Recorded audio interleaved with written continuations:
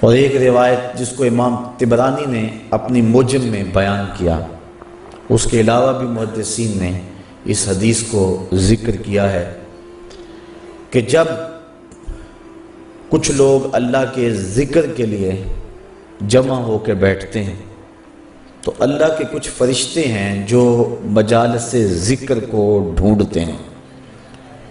ان کی تخلیق کا مقصد یہ ہے کہ مجالس ذکر میں جائیں، آفاق کے کونے کونے اور گوشے گوشے میں وہ سیر میں رہتے ہیں ہر وقت، اور جہاں مجالس ذکر ملے وہ پہنچ جاتے ہیں۔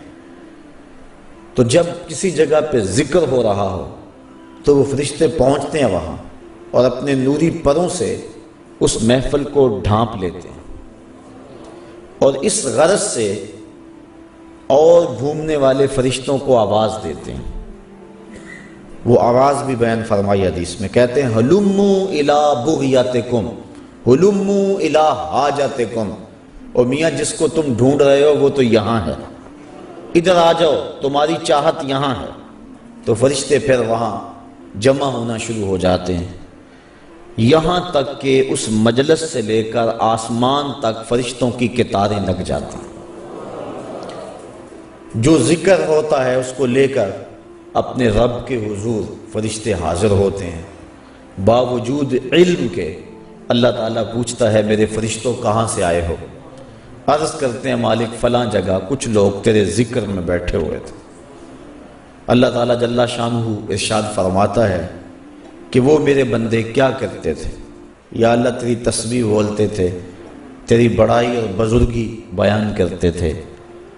اچھا فرشتوں وہ چاہتے کیا تھے؟ مالک تیری جنت کے طالب تھے۔ اللہ تعالیٰ ارشاد فرماتا ہے کیا انہوں نے میری جنت کو دیکھا ہے؟ عرض کرتے ہیں مالک نہیں دیکھا۔ ارشاد ہوتا ہے اگر دیکھ لیتے، فرشتے عرض کرتے ہیں مالک پھر تو شدید اشتیاق ہوتا۔ اچھا اور کیا چاہتے تھے؟ یا اللہ تیرے دوزخ سے پناہ مانگتے تھے، میرے دوزخ کو انہوں نے دیکھا ہوا ہے؟ یا اللہ دیکھا نہیں۔ اگر دیکھ لیتے تو پھر تو بہت زیادہ ڈر اور خوف ان کے سینے میں آ جاتا۔ اللہ تعالیٰ ارشاد فرماتا تم گواہ ہو جاؤ میں نے اپنے ان بندوں کی مغفرت فرما دی۔ جب فرشتوں کو یہ مجدہ جاں فضا ان بندوں کی بخشش و مغفرت کا ملتا ہے تو وہ عرض کرتے ہیں کہ مالک اس مجلس کے اندر کچھ لوگ اس غرض سے نہیں آئے تھے، مجلس میں موجود کچھ لوگوں سے انہوں نے ملنا تھا، تو وہ ان کے انتظار میں آ کے مجلس کے کونے میں بیٹھے رہے کہ جب وہ فارغ ہوں گے تو ہم ان سے ملیں گے۔ تو ان کا مقصد اور مقصود اس میں آنا نہیں تھا۔ تو اللہ تعالیٰ ارشاد فرماتا ہے کہ میرے بندوں میں نے اپنے ان بندوں کو بھی بخش دیا۔ کیوں؟ ہم القوم لا یشقی جلیسہم، کہ یہ ذکر کرنے والے ایسی قوم ہیں کہ جن کے پاس بیٹھنے والا بھی بدبخت نہیں رہتا۔ اٹھ فریدا ستیا تے میلا ویکھن جا، وت کوئی بخشیا مل جاوے تے تو ہی بخشیا جا۔ کہا یہ میرے ذکر والے بندے وہ ہیں کہ جن کے پاس بیٹھنے والا بھی بدبخت نہیں رہتا ہے۔ حضرت خواجہ محمد امین شاہ رحمۃ اللہ تعالی علیہ، آپ اللہ تعالیٰ جل شانہ کہ انوار و تجلیات کا تذکرہ کر رہے تھے اور اہل اللہ کی صحبت اور مجلس میں بیٹھنے کے فیض کو بیان کر رہے تھے۔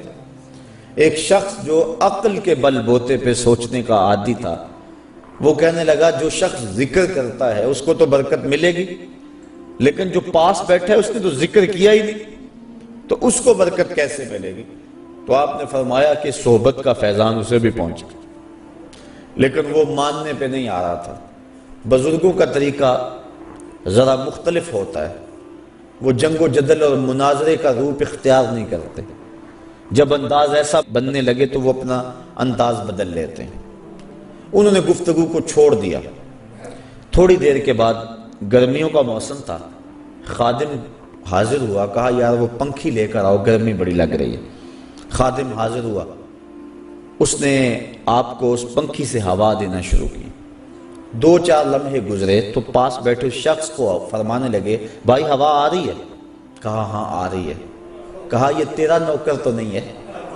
یہ تو ہوا مجھے دے رہا ہے، لیکن جب یہ ہوا مجھے دے رہا ہے تو محروم پاس بیٹھنے والا بھی نہیں رہ رہا۔ تو جب یہ اتنا فیاض ہے، یہ ایک عام شخص کہ اس کے فیض سے تو محروم نہیں ہے، تو اللہ کے فیض سے محروم پاس بیٹھنے والا کیسے رہ سکتا ہے؟